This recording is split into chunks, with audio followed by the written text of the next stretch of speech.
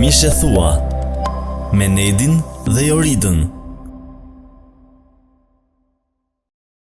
Përshëndetje përsëri, jemi në podcastin Mishe Thua në ditën e 5 të javës së martesës. Unë jam Nedi, kjo është Jorida dhe jemi shumë të gëzuar që jemi përsëri me ju, duke folur për vitaminat e martesës, ato gjërat që forcojnë martesat tona edhe lidhjet tona çdo ditë. Dhe janë gjëra të vogla që duhet të bëjmë çdo ditë, por gjëra që kanë efekt shumë të madh.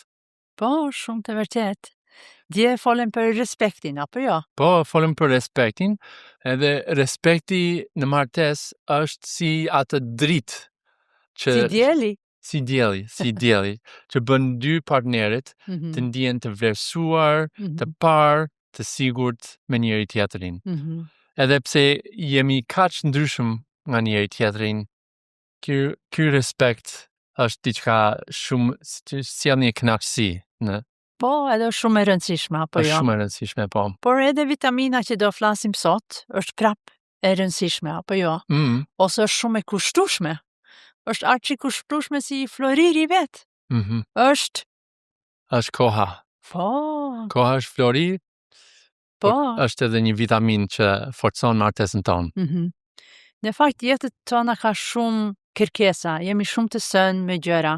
Të gjithë janë sënë, sepse kjo është ankesa që të gjojmë gjithmonë. Jemi shumë të sënë, s'kemi kohë. Por realitetin ndoshta është, nuk e mohoj që nuk jemi të sënë, sepse unë mendoj që jeta është bërë një vrull e madh, por nëse ne dallojmë pak edhe mendojmë, ndoshta mund të gjejmë edhe kohë për të investuar në martesat tona. Të lejmë disa gjëra edhe të fokusojmë. Por ne të dy, ne kalojmë shumë kohë së bashku, sepse punojmë bashkë, jetojmë bashkë, fëmijët kemi përbashkët, çdo gjë kemi përbashkët me duket. Por koha ndoshta nuk llogaritet vetëm me sasinë, por edhe me cilësinë. E vërtet. Ndoshta është vërtet që nuk kemi shumë kohë, por pyetja nuk është vetëm sa shumë kohë kemi me njëri tjetrin, por sa shumë kohë cilësor harxojmë me njëri tjetrin. Edhe kjo më kujton për një histori të dëgjova për një restorant shumë i famshëm, që njerëzit dëgjuan edhe të gjithë dinin që kanë mishin më të mirë që mund të gjesh. Edhe kështu një çift vajti atje për të provuar, ai buri sidomos ai sa duhet të provoj këtë mish. Duhet të provoj. Kështu erdhi kamerieri e porositëm, kishin një verë, ishin duke u kënaqur, edhe erdhi momenti që vjen edhe ti e di në ato restorante luksoze, ka dhe një diçka, një mbules, një kapak.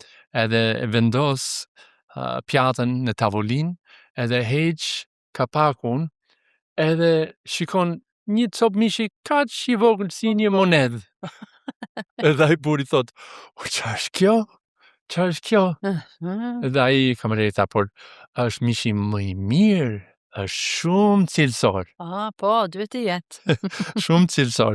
Por e vërteta është që ai nuk e deshi vetëm cilësi, por deshi edhe pak sasin. Kështu është edhe me koha. Kohën tonë gjithashtu duhet t'i japim kohë cilësor, por edhe kohë me sasi, që të jemi plotësisht të kënaqur. Po. Tani unë kam një pyetje për ty, Nedi. Si shkruhet dashuria? Dashuria shkruhet K-O-H-A. Ko.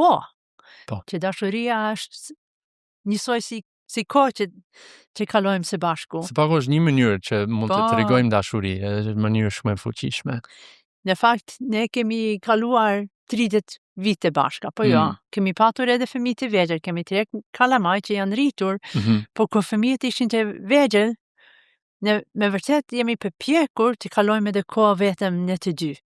Kishim nevojë për këto kohë, ishte shumë e rëndësishme për neve që ne të dy si qift të kishim kohë veças, jo gjithmonë si familje. Ka qenë bekim që kemi patur fëmijët patjetër, por tani që kemi ngelur vetëm në shtëpi, apo jo, sepse na kanë fluturuar ato shoqt. Tani jam shumë mirënjohës që ne kemi dërtuar ato basamentin e miqësisë që kemi me njëri tjetrin. Po. Sepse nuk kemi investuar edhe jemi prap bashk. Po, nuk kishim vetëm fëmijët bashk, por edhe si familje ku fëmijët ishin me neve, ne u përpoqin të ham darkën bashk shto ditë. Kur ishte mundur, patjetër kam ditë kishte plot me ditë që nuk ishte mundur, por kjo ishte një kohë shumë e shenjtë në një mënyrë për neve, që kaluam ato kohë, ishte ajo kohë që ne morim vesh për të cilin që i kishim kaluar, edhe ishte një kohë që ne u lidhem me njëri tjetrin, edhe ne të dy vazhdojmë të bëjmë këto gjë, po jo, përpiqemi të ham darkën bashk. Po, edhe të luajmë lojra, të luajmë letrat. Po, kemi shumë qef të luajmë, edhe në fakt, unë mendoj, për mua, me e rëndësishme është që unë mund të kaloj kohë me ty. Patjetër dua të fitoj edhe unë, por me e rëndësishme është që jemi bashk. Po, kjo është qef. Po, është qef. se jeta është e shkurtër, edhe nuk e dim kur është dita e fundit, por dëgjova ose nuk është një histori, por imagjino një burr në shtatin e vdekjes, ai nuk do të pendohet të thotë, sikur të kisha punuar pak më shumë, sikur të kisha harxuar më shumë energji në atë projekt. Jo, ai thot, sikur të kisha kaluar më shumë kohë me të dashurit e mi, me familjen, me nusen, me ata që janë në zemrën time. Zakonisht kemi keqardhi për ato gjëra që kemi humbur, si koha me familjen, koha me nusen, me njerëzit më të çmuar.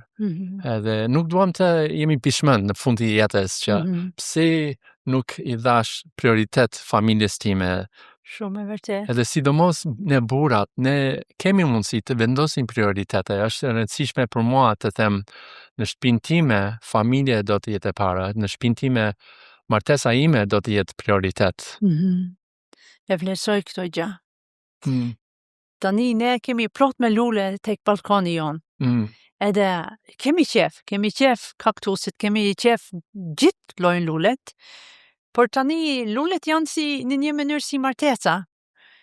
Ishin të bukura kur e kemi bler, por në qoftë se unë nuk e ujit, do fishken, apo jo? Ashtu është edhe me martesa, që në qoftë se unë nuk kaloj kohë duke investuar në martesën time, ajo do fishket, rënjët do vdesin avash, do shta nuk do dohet brenda natës, por do të më vjen shumë keq, që ajo gjë e bukur nuk e kujdesja mjaft për këto, që duhet të ujitim lulet. Thonë që bari duket me i gjelber andej, por në qoftë se ne e ujitim barin që kemi këtu, edhe barin ton do duket e bukur. Që me koha. Po, është koha që është shumë e rëndësishme, edhe unë e vlerësoj kur ti vendos të kalosh kohë me mua, sepse e di që është një sjedje, nuk është një gjë që unë mund të detyroj, do shta do njerë edhe përpiqem të detyroj, por është një gjë që ti sjed, edhe jam shumë minjohes që ti sjed të kalosh kohë me mua. Është një dhurat që mund të jap ty. Po, edhe është një dhurat shumë e bukur, edhe nuk kushton shumë. Po, sot duam t'ju inkurajojmë të jepni martesës tuaj dhuratën e vitaminës së kohës. Është një dhuratë shumë e bukur, është një diçka që kemi nevojë, si ujë, apo jo. Do shta mund të jetë sfidë për ty. Do shta ke shumë punë, por kam një ide. Do shta kjo mund të ndihmoj. Sonte shiko sa kohë ke kaluar në telefonin tënd këtë javë. Sa orë në ditë. Unë kam bërë këtë gjë, edhe u habita. Sa orë që harxoj, goxha orë në ditë që mund të kisha përdorur ndryshe. Patjetër kemi nevojë të përdorim telefonin, por shpeshherë është kohë e shpërdoruar. Edhe sfida ime për mua vetë, por edhe për ne, por edhe për ty, është të marrësh një vendim, edhe të thuaj bashortit ose bashortës që shiko, me kohën time unë dua ta organizoj pak ndryshe, edhe t'jap prioritet martesës sonë. Shikoj edhe besoj se provoje. Do të marrësh një përgjigje pozitive. Edhe unë kam një inkurajim, që do shta nesër kur dilni për kafe bashk, sepse tani shumica qiftet shqiptarit pinë kafe në mëngjes bashk, edhe kjo është një gjë shumë e bukur. Më vjen keq që ne nuk pi kafe, por shiko, Nesër kur uleni bashkë për kafen e mëngjesit, leni telefonat në një anë, flisni me njëri tjetrin për shpresën që ke për ditën e sotme, për ato ëndrat ndoshta që ke. Kaloj qik kohë bashk, jo në ekranin tënd dhe ajo në ekranin e saj, po jeni bashk atje, sepse e vërteta është që ndoshta 15 minuta që mund të kaloni bashk, të bëjë një ndryshim kolosal, një ndryshim e madh në martesën tënde.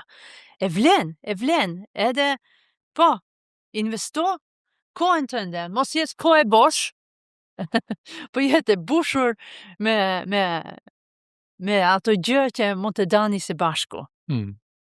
Shumë faleminderit që na dhatë nga koha juaj e çmuar sot.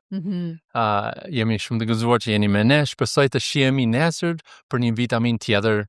Gëzuar javën e martesës. Mirupafshim. Për të parë çdo episod, mjafton të bëni subscribe në YouTube, në kanalin Mishe Thua.